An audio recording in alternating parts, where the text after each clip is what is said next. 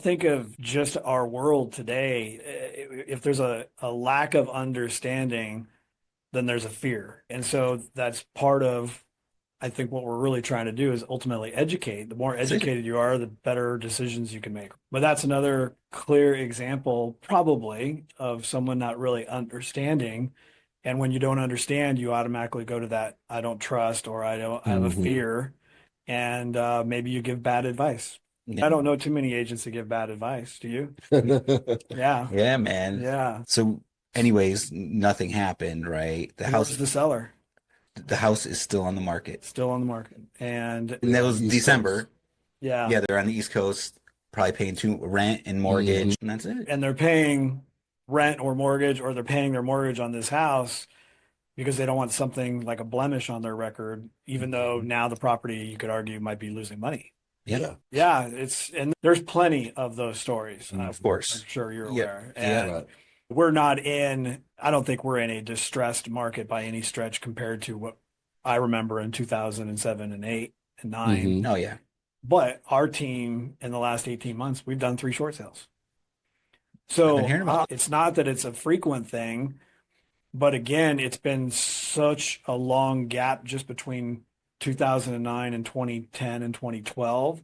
There's so many newer agents now Yeah. in the business that still don't even know what a short sale is. If you know what a short sale is, it's a French word for long. Yeah. it. That's They Yeah. believe appreciation comes with the territory, right? Sure. So Yeah. Brandon, Yeah.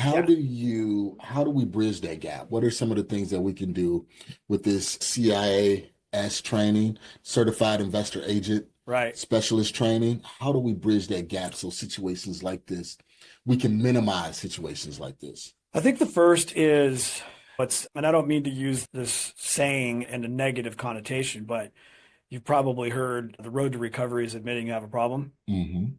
So I think it has to just start at some point with an agent recognizing that they're in a profession that dictates there's some skill involved outside of what a traditional brokerage can offer, which is how to read and understand or write contracts. Right. That is what we typically lean on our brokerages to help support that. But it's the skill basis of truly understanding, I think more importantly, not what an agent wants, but Hmm. what does the consumer want? hmm And that consumer very well could be an investor. So do you even understand the investor segment in your market?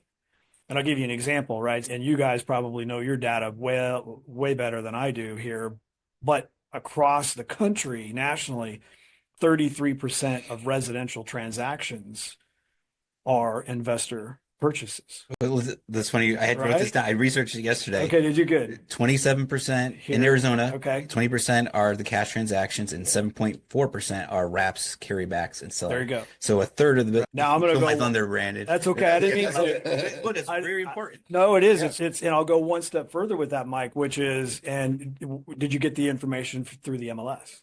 Did you get that data from the MLS? It's between MLS and the Cromford Report and Okay, just public perfect. data. Yeah. So there's another gap in that disconnect. So as a real estate agent, you're part of a board of associations, right? And you join the MLS and you predominantly leverage that information for your data.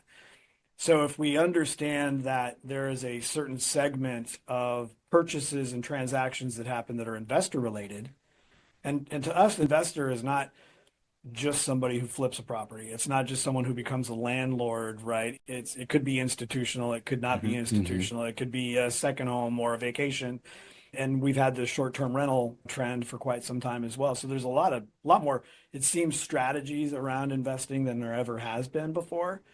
But along that same lines, what we're recognizing over the last 2 years is the pure number of investor transactions that happen off market. So that disconnect for a real estate agent who's listening would be you're at the mercy of having one tool, and that tool is not giving you all of the information that would be probably helpful for you to help your clients or your customers make good decisions. Yeah, and that's what we say here at AZREIA. It's like when we're talking about We always say cash offers, right? So when you're just diagnosing the situation with the homeowner that's in a bind of, so to speak, you're like, hey, there's an agent, you can list the house, you can do seller careback, subject to, RAB, lease option, cash. So you're basically just bringing a toolbox to the table to help them out. And the same thing is with the agent, because you mentioned listing the house, short sales, there's all these different things that you need to know.